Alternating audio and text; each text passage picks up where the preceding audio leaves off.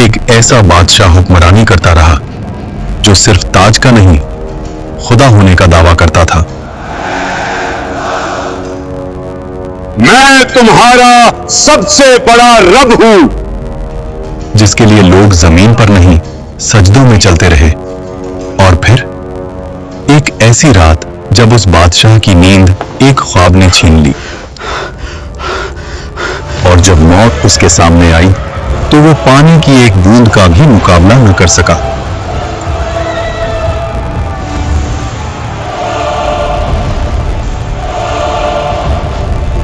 अल्लाह ने उसके जिस्म को जमीन में दफन होने से भी रोक लिया और कयामत तक उसको इबरत का निशान बना दिया। मिस्र, उस दौर का सबसे ताकतवर मुल्क, नील के किनारे बसे शहर जहां फसलें सोना उगलती थीं, बाजार भरे हुए, महल पत्थर के नहीं गुरूर के बने हुए, और इन सब के बीच एक शख्स, फिरौन। उसका हुक्म सिर्फ कानून नहीं था, अकीदा था। लोग सिर्फ उसकी बात नहीं मानते थे, उसकी बात पर ईमान रखते थे। वो कहता था, मैं तुम्हारा सबसे बड़ा रब हूं। और मिस्र खामोश रहता था। इसी मिस्र में एक कौम ऐसी भी थी जो रोशनी नहीं देखती थी, बनी इसराइल। उनके घर अलग थे, उनका लिबास अलग, उनकी जिंदगी अलग। और जोर लगाओ। उन्हें गुलाम बना दिया गया। उनके मर्द सुबह से शाम तक पत्थर उठाते, महल बनाते और रात को थकाए हुए गिर जाते। उनकी औरतें सिर्फ जिंदा रखी जाती थी ताकि गुलामी का सिलसिला चलता रहे।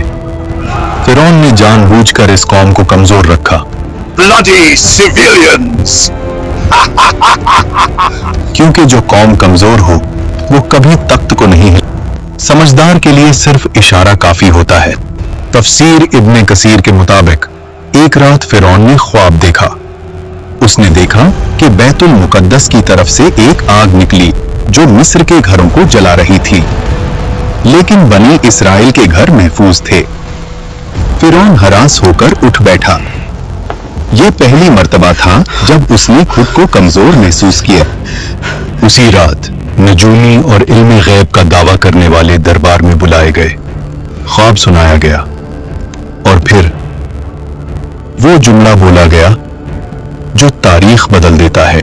बनी इसराइल में एक लड़का पैदा होगा जो तेरी सल्तनत के जवाल का सबब बनेगा। यहीं से फिरौन का गुरूर वहशत में बदलने लगा। डर जब दिल में आ जाए तो अकल चली जाती है, और जब अकल चली जाए तो जुल्म पैदा होता है। फिरौन ने सोचा, मसला पैदा होने से पहले खत्म कर देते हैं। और फिर वो हुक्म लिखा गया जो कानून नहीं, कत्लनामा था। फिरौन ने कहा, बनी इसराइल के हर नए पैदा होने वाले लड़के को मार दो। शहर शहर तलवार चली, माओं की गोद उजड़ी, हजारों मासूम जान से गए। इसी जुल्म के दौर में मूसा अलैहिस्सलाम पैदा हुए। उनकी वालिदा हर पल खौफ में रहती थी। तब अल्लाह ने कहा, इसे दूध पिलाओ, और जब खतरा महसूस हो तो इसे दरिया में डाल देना, और डरना नहीं, हम इसे तुम्हें वापस लौटा देंगे। तफसीर के मुताबिक उस माँ ने खामोशी से मूसा अलैहिस्सलाम के लिए एक संदूक तैयार किया और उसे दरिया में रख दिया। दरिया बह रहा था और उस पानी पर एक छोटा सा संदूक। मूसा अलैहिस्सलाम की वालिदा ने अपनी बेटी से कहा, दूर से देखते रहना, मगर पास मत जाना। वो बहन छुपकर चलती रही। आखिर वो संदूक पहुंच गया फिरौन के महल के किनारे। फिरौन की बीवी हजरत आसिया जब संदूक देखती है तो उसे खुलवाया जाता है, और जैसे ही उनकी नजर उस बच्चे पर पड़ती है, अल्लाह उनके दिल में रहमत डाल देता है। वो फौरन कहती हैं, उसे कत्ल ना करो, शायद ये हमारे लिए फायदेमंद हो, या हम उसे बेटा बना लें। फिरौन ने बच्चे को देखा, उसी कौम का बच्चा जिसकी नस्ल को वो मिटा रहा था, लेकिन घमंड बोल उठा, یہ بچہ کیا بگاڑ لے گا؟ اور یہیں سے فرعون کے زوال کا وقت شروع ہو گیا۔ موسیٰ علیہ السلام کسی اور عورت کا دودھ قبول نہیں کرتے۔ محل پریشان ہو جاتا ہے اور تب وہ بہن آگے بڑھتی ہے اور کہتی ہے، میں آپ کو ایک ایسی عورت کا بتاتی ہوں جو اس بچے کی پرورش اچھی طرح کر سکے۔ اور یوں جس ماں نے اپنے بچے کو دریا میں ڈالا تھا، اللہ نے اسے محل کی عزت کے ساتھ واپس لوٹا دیا۔ وقت گزرتا گیا اور موسیٰ علیہ السلام جوان ہو گئے۔ اللہ فرماتا ہے، اور جب وہ اپنی پوری قوت اور سمجھ کو پہنچ گئے، ہم نے انہیں حکمت اور علم عطا کیا۔ ایک دن موسیٰ علیہ السلام شہر میں آئے اور وہاں دو مرد، ایک بنی اسرائیل سے اور ایک مصری، دونوں لڑ رہے تھے۔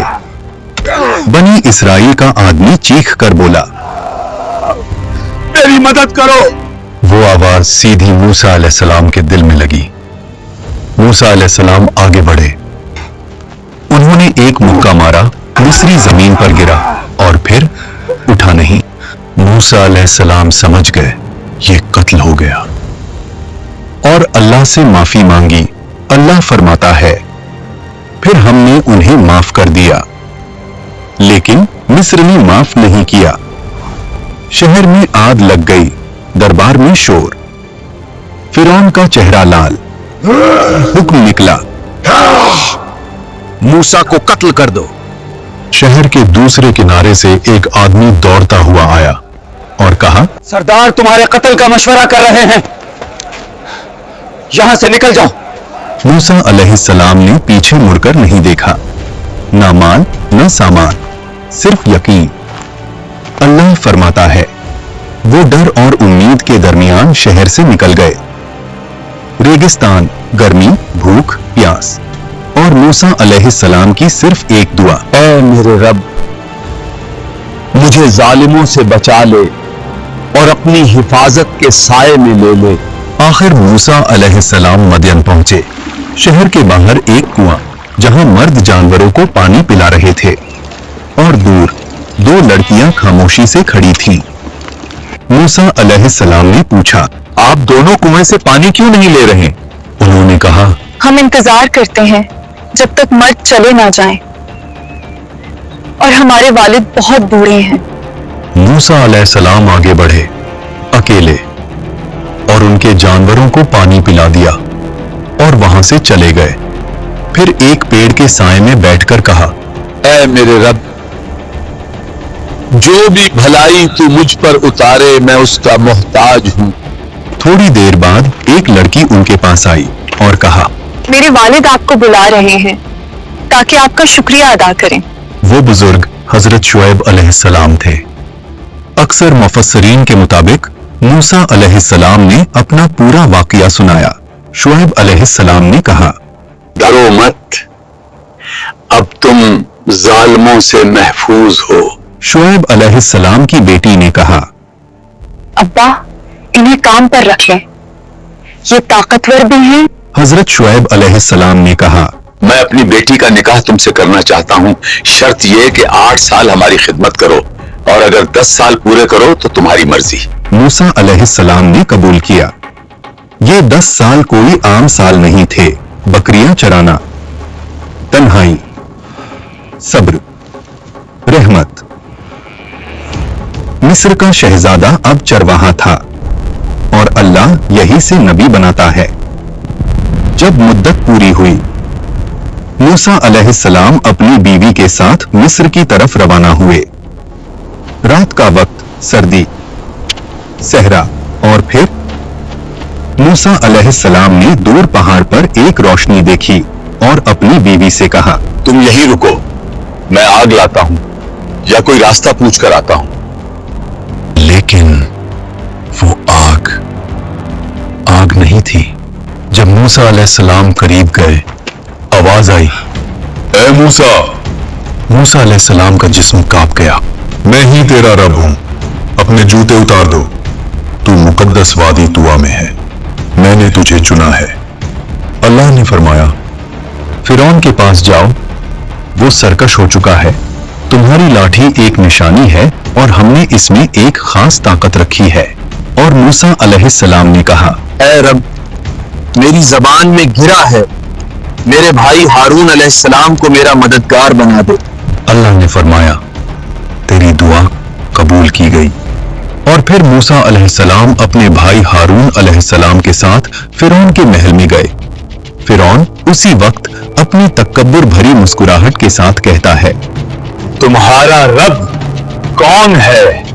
मूसा अलैहिस्सलाम ने जवाब दिया, मेरा रब वही है जो जिंदगी और मौत देता है। फिरौन ने गुस्से में कहा, तुम हमारे साथ खेल रहे हो, मुझे साबित करो। मिस्र के सबसे बड़े जादूगर बुलाए गए। रस्सी फेंकी और लोगों को सांप लगने लगे। लोगों का दिल कांप गया। लेकिन मूसा अलैहिस्सलाम ने सिर्फ लाठी उठाई और उसे जमीन पर रख दिया और वो हकीकी अजदहा बन गई। वो अजदहा ने जादूगरों के नकली सांपों को निगल लिया। जादूगरों ने कहा, ये जादू नहीं, ये अल्लाह की कुव्वत है। वो सब सजदे में गिर गए। फिरौन का घमंड सख्ती और गहरा हुआ। वो चीखता, ये सब झूठ है, मेरा रब सिर्फ मैं हूं। कुरान कहता है वो जुल्म में घिरा रहा और फिर अल्लाह के अजाब का इंतजार किया। अल्लाह ने फिरौन और उसकी कौम को अजाब की पहली निशानी भेजी। मिस्र की जमीन पर एक खौफनाक तूफान भेजा गया। ये न सिर्फ पानी की बुलंदी थी, ये पानी का नफाजे अजाब था जो उनकी फसलों को बर्बाद कर गया, अन्न डूब गया और उनकी रोजी रोटी का सहारा मिट गया। जब तूफान गया और लोग समझे थोड़ा सा सुकून मिल सकता है, तो फिर एक और निशानी आई। जराद, अजाब का एक दल जिसने जमीन की हर हरी चीज को खा लिया। एक और अजाब भेजा गया, कुम्मल, लोगों के जिस्म पर चिपक गया और हर चीज को परेशान करता गया। हर पल याद दिलाता था, ये कुदरत अल्लाह की तरफ से है, ना तुम्हारी हवा से। आवाज लेने वाला अजाब था। पांचवां अजाब और मिस्र का पानी लाल रंग का हो गया। मछलियां डूब गईं। पानी गंदगी से भरा हुआ। और फिरौन फिर कहता, ये सब मूसा का जादू है। कुरान में फिर अल्लाह ने मूसा अलैहिस्सलाम को कहा कि रात के वक्त अपनी कौम को लेकर मिस्र से निकल जाओ। कौम ने खामोशी से अपने घर, अपनी जिंदगी और तकब्बुर से निकलते हुए रास्ता रखा।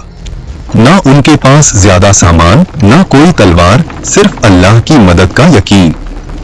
जब सुबह हुई और फिरौन ने देखा कि मिस्र से लोग गायब हो गए, उसका घमंड और जिंदा हो गया।